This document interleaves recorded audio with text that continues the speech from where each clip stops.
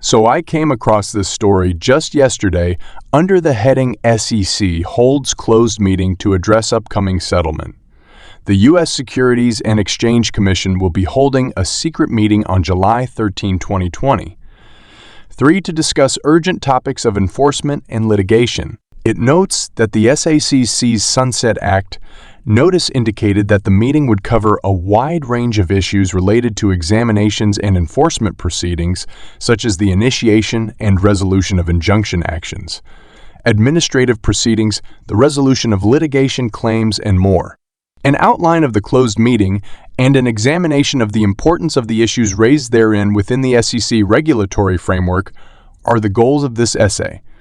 It's funny because just the other day we were discussing how Judge Torres is hesitant to rule in the SEC cripple case because of the potential impact it could have on the U.S. economy. She has been waiting for one of many possibilities, including a settlement between Ripple and SEC, or for Congress to enact a bill so that she can rule based on that law. The critical timing of all of this is what we're discussing. Judge Torres has made it clear that she would agree with that and that that would be the best option, and we have said that there have been recent rumors that the SEC and Ripple have been meeting together discussing the possibility of going ahead and settling this Ripple SEC lawsuit. We're going to dive further into each of these subjects right now. Institution and settlement of injunctive action is listed as the first item on the agenda. To clarify, injunctive actions are lawsuits filed by the SEC to have the courts issue injunctions against specific persons or businesses.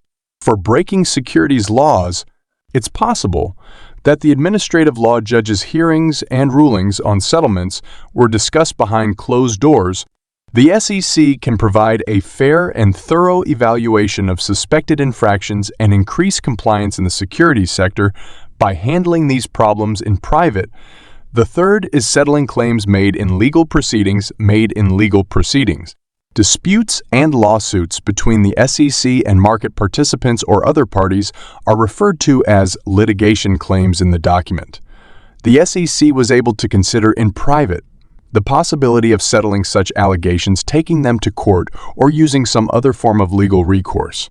The SEC can make the best use of its resources to protect investors' rights and uphold the security laws by addressing litigation problems. We're focusing on this one because it's central to the discussion at hand. A possible settlement of legal claims between Ripple and the SEC. Other measures connected to examining enforcement processes is the final item on this list. This section was intended to serve as a catch, all for discussions of matters pertaining to enforcement processes and policy analysis, as well as updates on active investigations and coordination with others. Regulatory agencies and Ripple will undoubtedly be a topic of conversation. To be absolutely sure, I checked the SEC's website, and sure enough, when I scrolled down, I saw that there were a few of gatherings. There will be a meeting on July 12th, and here you can see that the SEC will be holding a closed meeting on July 13 on the official website of the state of South Carolina. In addition, this page can be accessed by selecting the closed meeting in the previous sentence. Then we should go ahead and select that meeting notice for the Sunshine Act. Here you go. The meeting will be placed on Thursday, July 13, 2023 at 2:00 p.m. through remote methods or at the Commission's headquarters located Washington, D.C. This is a private session, and the agenda items for the meeting's discussion have been clearly labeled for your perusal. Right now, XRP is up 0.7 relative to Bitcoin and 0.60 overall, which is not terrible. The market capitalization has increased by roughly 1.27 and traced by roughly 1.27, and trading volume has increased by 22, which is a huge jump. However, the overall crypto market is looking fairly juicy. Predominantly green, for example, Matic is up over 7s. Solana is up around 5.6. BNB is up around 1.8. And all the minor coins like VET are up around 0.5. Looking at the crypto industry as a whole, though things are looking rather well. At its current price of $30,386, Bitcoin appears to be moving sideways. However, many market observers believe that the current consolidation at $30,000 could soon give birth to a breakout. We are investigating the likelihood of this happening. If that does happen, and if it continues to trend sideways once it does happen, then you may talk about bullish momentum for altcoins. Before I dive into the potential value of XRP 8 settlement, I'd like to remind you to hit that like button, subscribe to the channel, and share this video with your friends and family. In Phase 4 of Worldwide Payment Integration 25 hours each week, forecasts that the price of 1 XRP would rise to $63,000.